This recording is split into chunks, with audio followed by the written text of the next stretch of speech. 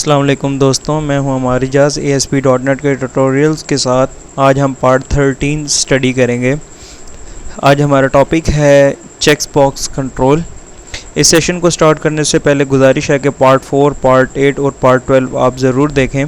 Part 12 में हमने radio button control के बारे में स्टडी किया है और इसके मुख्तलिफ प्रॉपर्टीज़ और इवेंट्स के बारे में हमने बड़ी डिटेल में डिस्कस किया है। चेक्स बॉक्स कंट्रोल हमारे पास जो है उस वक्त यूज़ होता है जब हमारे पास अवेलेबल ऑप्शंस जो हैं मोर देन वन हों, एक से ज़्यादा जब हमारे पास वेब फॉर्म में ऑप्शंस अवेलेबल हों और उनको जो है सेलेक्ट करना हो, एक से ज़्यादा ऑप्शंस को सेलेक्ट करना हो, तो उसके लिए हमें चेक्स बॉक्स कंट्रोल की ज़रूरत होती है। जबकि रेडियो बटन में अगर हमें किसी जो है अवेलेबल चॉइसेस में से किसी एक चॉइस को सिलेक्ट करना हो तो तब हम रेडियो बटन कंट्रोल का इस्तेमाल करते थे। लेकिन अगर हमें एक से ज़्यादा ऑप्शंस का इस्तेमाल जो है सेलेक्ट करना हो तो हम उस वक्त चेक्स बॉक्स का जो है वो इस्तेमाल करते हैं। इसकी भी प्रॉपर्टीज़ और मेथड वही सेम है जैसा कि हमने पिछले पार्ट 12 में रेडियो बटन कंट्रोल को जब स्टडी किया था। जो प्रॉपर्टीज़ उसमें थी वही प्रॉपर्टीज़ जो है वो चेक्स बॉक्स भी जो है वो होल्ड करता है। चेक चेंज इवेंट ये इवेंट जो है रेडियो बटन कंट्रोल में भी वही सेम था और यही इवेंट जो है चेक बॉक्स कंट्रोल में भी सेम ही है। और फोकस का मेथड भी रेडियो बटन में एग्जिस्ट करता है और फोकस का जो मेथड है वो जैसे कि टेक्स्ट बॉक्स की तरह चेक्स बॉक्स भी जो है वो सपोर्ट करता है। चले इस चीज़ को हम अपने प्रोजेक्ट में जो है यूज़ करके देखते हैं। यहाँ आप देख सकते हैं मेरे पास यहाँ एक प्रोजेक्ट क्रिएटेड है रेडियो बटन के नाम से, जो कि हमने पार्ट 12 में क्रिएट किया था। हम इसी में कोई तब्दीली करके अपना जो चेक्स बॉक्स कंट्रोल जो है उसको सीखते हैं। लेकिन चेक्स बॉक्स कंट्रोल की प्रॉपर्टीज़ को जो है वो डिटेल में जो स्टडी करने से पहले हम रेडियो बटन पर के फोकस के बारे में हम थोड़ा सा डिस्कस कर लेते हैं।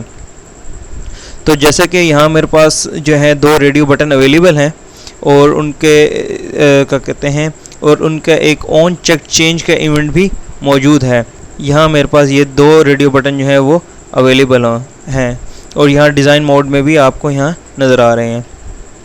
इसको मैं व्यू कोड में जाता हूँ और यहाँ पर मैं रेडियो बटन का जो है फोकस जो है वो मैं सेट कर देता हूँ। तो जैसे ही पेज लोड होगा तो रेडियो बटन 1 का जो फोकस है वो ऑटोमेटिकली बाय डिफ़ॉल्ट जो है वो सेट हो चुका होगा।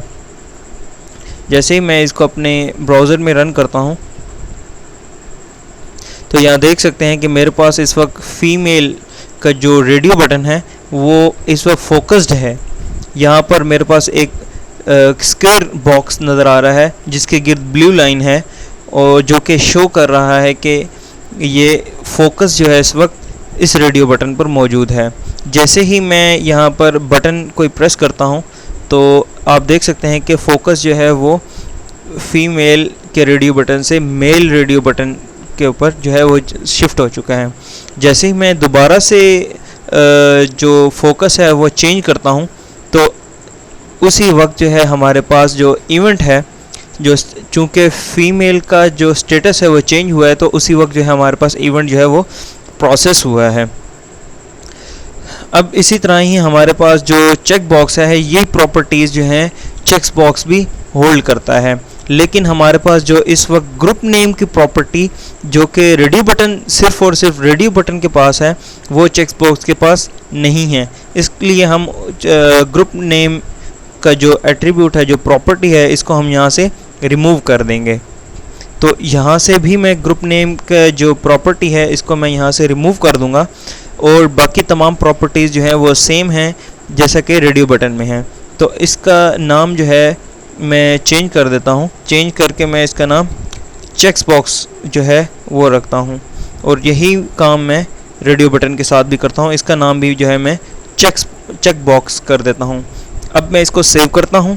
सेव करने के बाद मैं इसको अपने जो है ब्राउज़र के अंदर व्यू करता हूँ तो आप देख सकते हैं यहाँ पर जो फोकस है, जो फोकस का मेथड है वो फीमेल पर ही है।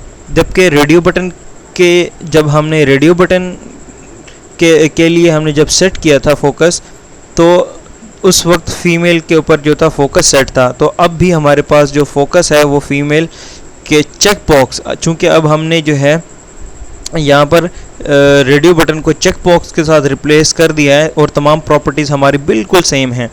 तो जो है ये हमारे पास इनपुट का जो मेथड है वो रेडियो बटन से कन्वर्ट हो गया है चेक बॉक्स में, जस्ट नेम का फ़र्क है यहाँ पर।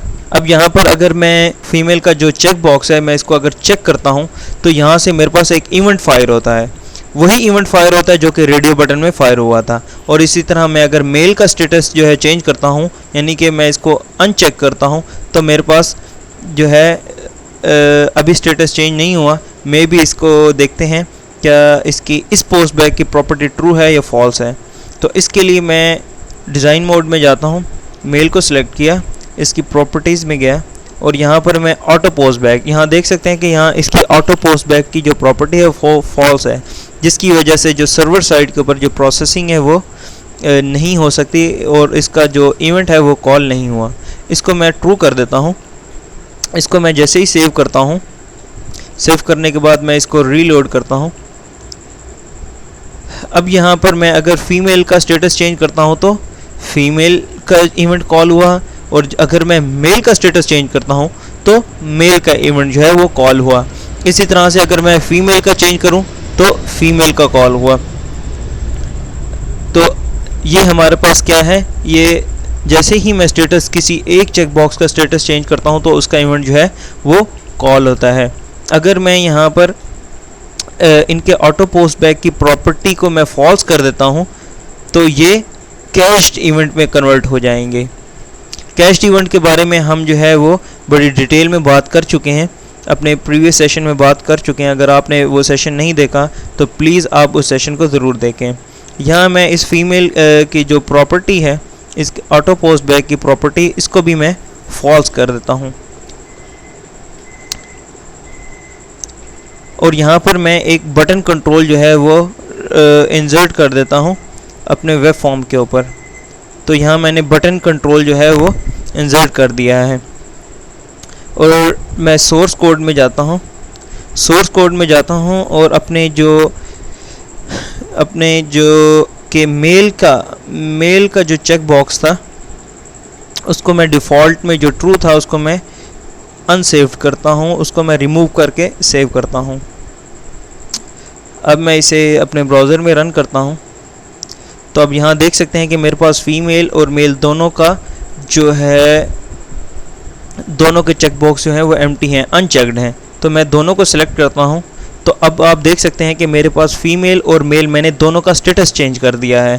पहले ये दोनों अनचेक थे, अब मैंने इन्हें चेक कर दिया है और ये व्यू स्टेट में स्टोर हो चुके हैं और ये एक कैश्ड इवेंट में कन्वर्ट हो चुके हैं। इस वक्त इनका इवेंट जो है वो व्यू स्टेट में कैश्ड हो चुका है। तो अब इस कैश्ड इवेंट को सर्वर साइड के ऊपर प्रोसेस करने के लिए मैं बटन को जैसे ही प्रेस करता हूं तो आप देख सकते हैं कि यहाँ पर मेरे पास फ़ीमेल का इवेंट भी कॉल हुआ और साथ में ही मेल का जो है वो इवेंट भी कॉल हुआ। तो इसको ज़्यादा खूबसूरत तरीके से ज़ाहिर करने के लिए मैं यहाँ एक ब्रेक डाल देता हूँ। यहाँ पर हमारे पास हमें फ़ीमेल के आगे जो है वो ब्रेक डालना चाहिए। कॉपी एंड पेस्ट किया। अब मैंने कंट्रोल एस करके इसको सेव किया। अब मैं दोबारा से फॉर्म को रीलोड करता हूँ, दोनों का स्टेटस चेंज किया एंड बटन जब मैंने प्रेस किया तो फ़ीमेल और मेल जो दोनों के जो इवेंट है वो कॉल हुए। इसी तरह अगर जस्ट मैं मेल का स्टेटस चेंज करता हूँ और सबमिट करता हूँ तो मेल का इवेंट जो है वो कॉल हुआ है। इस तरह हम मोर देन वन ऑप्शंस जो हैं सिलेक्ट करके और जब जैसे ही हम फॉर्म को सबमिट करेंगे तो हमारे पास जो है वो हमारे पास जो ऑप्शंस हैं वो सर्वर साइड के ऊपर जो है वो सबमिट हो जाएंगे। ये हमने मोर देन वन ऑप्शन जो है वो सिलेक्ट कर लिए हैं। अभी के लिए इतना ही। अगर आपको ये वीडियो पसंद आई है और आपने कुछ सीखा है तो प्लीज़ आप हमारे ब्लॉग को विज़िट कीजिए, हमारे YouTube चैनल को सब्सक्राइब कीजिए और हमारे Facebook पेज को लाइक कीजिए और हमें अपना फीडबैक जो है वो देते रहिए। इंशाल्लाह फिर मिलते हैं नेक्स्ट सेशन में। खुदा हाफिज़।